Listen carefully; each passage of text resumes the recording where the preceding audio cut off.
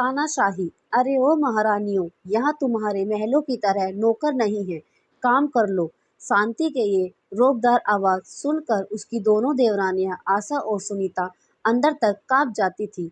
जरा सी फुर्सत के पल भी वे दोनों एक साथ नहीं गुजार सकती थी। दोनों के पति कमल और सुशील उनके बड़े भाई रामचरण के साथ ही एक दुकान पर काम करते थे। बात दोनों तरफ से एक जैसी थी। वहां दुकान पर दोनों भाई अपने बड़े भाई से एक शब्द नहीं बोलते थे और यहाँ घर पर दोनों अपनी सास कम जेठानी से एक शब्द नहीं बोल सकती थी।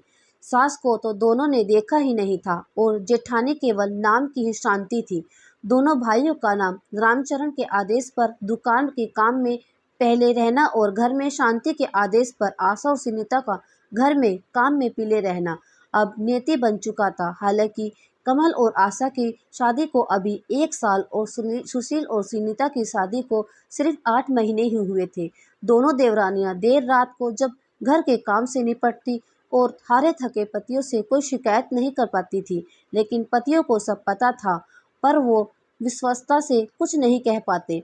दोनों भाई सब जानते थे और समझते थे, पर कुछ नहीं कह पाते थे। माँ बाप के मरने के बाद भाभी ने बड़े भाई को ऐसे काबू में किया कि वो न तो कुछ देखते थे और न ही कुछ बोलते थे। घर में सिर्फ शांति भाभी का ही राज था। बड़े भाई के 2 बच्चे थे, एक लड़का और एक लड़की। दोनों भाई अपने उन भतीजे और भतीजी को जान छिड़कते थे, पर भाभी ने कभी अपने देवरों को नौकर से ज्यादा कुछ नहीं समझा। हर बात में दुहान करना भाभी की अब आदत सी बन गई थी। दोनों के दिल में भाभी की वैसे तो हर बात चुभती थी, पर एक बात आज भी उनके दिल में नस्तर की तरह चुभी हुई थी, जो कमल और सुशील की शादी से पहले हुई थी। हुआ यूं कि एक दिन तीनों भाई एक साथ खाना खाने बैठे। भाभी ने पहले बड़े भाई को खूब देसी घी में चिपड़ चिपड़ कर रोटियां खिलाई और जब कमल और सुशील खाने बैठे तो देसी घी का डब्बा एक तरफ रख दिया और डालडा से रोटी चिपड़ चिपड़ कर दोनों भाइयों को खिलाने लगी। यह देखकर कमल ने हिम्मत करके भाभी से कहा, भाभी हमको भी देसी घी में रोटी चिपड़ कर रोटी दे दो ना, बड़े भाई को भी तो आप देसी घी में ही रोटी देती हो। इतना सुनते ही शांति भड़क गई और बेलन नचा नचा कर बोली, हाँ हाँ, तुम्हारा बाप बहुत जायदाद छोड़ कर गया है और तुमने बड़े महलों में खड़े कर दिए हैं, जो तुमको भी देसी घी की चिपड़ी हुई रोटियां चाहिए। पर भाभी, बात तो हम सभी भाइयों का एक ही था ना, अब बड़े भाई ही हमारे पिता, और तो आप ये दुहांत क्यों करती हैं? कमल ने निर्भय हुए गले से कहा। इतना सुनते ही शांति भाभी का पारा आसमान तक पहुंच गया और उसने बेलन दूर फेंक कर मारा और रामचरण से चिल्लाती हुई बोली, मेरे बस का नहीं है, इन सब का काम भी करूं और ताने भी सुनूं। पत्नी को क्रोध में देखकर रामचरण की तो जैसे जान ही निकल गई। अपने दोनों भाइयों को बुरा भला कहकर अपनी पत्नी को मनाया। इस सब के बीच अपने भाइयों को ये देखने का भी ख्याल रामचरण के मन में नहीं आया। उस दिन दोनों भाई भूखे ही सो गए। समय बीता और कमल सुशील दोनों की शादी हो गई, लेकिन हालात जस के तस थे। भाई अपने दोनों भाइयों को इसलिए घर से नहीं निकालता था कि इनसे अच्छे नौकर उसको कहाँ मिलेंगे, और भाभी अब 2 अच्छी नौकरानियां भी मिल गई थी। पर कहते हैं समय एक सा कभी नहीं रहता। समय बीतता गया और कमल और सुशील के भी बच्चे हुए।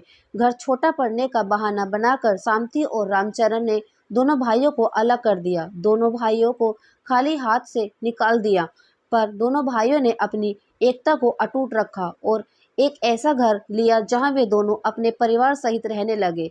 भाई के व्यवहार से भी दोनों का मन खट्टा हो गया था और दोनों भाइयों से अलग अलग नौकरी कर ली और सुखपूर्वक अपने परिवार में मगन रहने लगे। शांति खुश थी कि दोनों भाइयों को बिना कुछ दिए सब कुछ उसका हो गया।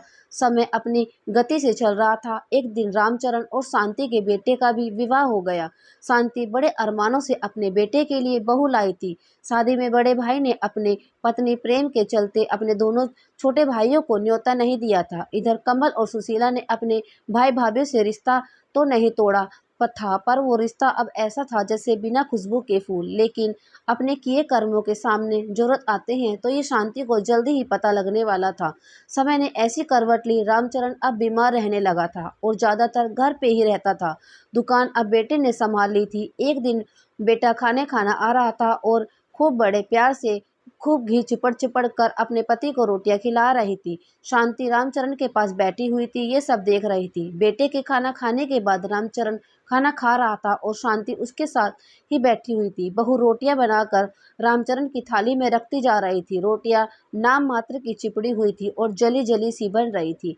पर कहते हैं न कि बंदर कितना भी बूढ़ा हो जाए, गुलटी मारना नहीं छोड़ता, और इसी नीति के अनुसार शांति ने कड़क कर बहू से कहा, क्यों रे, ये रोटियां कैसी बन रही हैं? तेरे माँ ने ऐसा क्या रोटी बनानी नहीं सिखाई?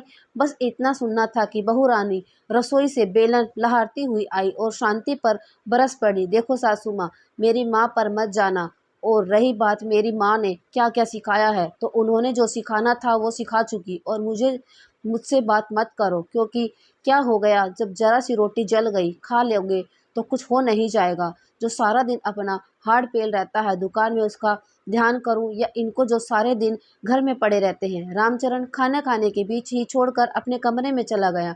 दूसरे कमरे में ये सब सुन रहे बेटे को चुपचाप शांति बस भगवान से यही प्रार्थना कर रही थी कि ये दिन देखने से पहले ही मैं मर क्यों नहीं गई। एक मेरे देवर और देवरानियां थी जिन्होंने आंख उठाकर भी हम भैया और भाभी को कभी नहीं देखा। जवाब देने की तो बात दूर की रही, और आज मेरी बहू। उस दिन के बाद शांति की आवाज़ तो जैसे चली ही गई। जैसा बहू और बेटे चला रहे थे, उसी तरह की जिंदगी को चलाने का शांति और रामचरण ने समझौता कर लिया। शांति की तानाशाही को अब विराम लग चुका था। शांति अब अपने देवरानी के बीच उपहास और दया का पात्र बन गई थी। घड़ी घड़ी पुरानी बातों में खो जाना अब उसकी आदत बन चुकी थी। तो दोस्तों, यह कहानी आपको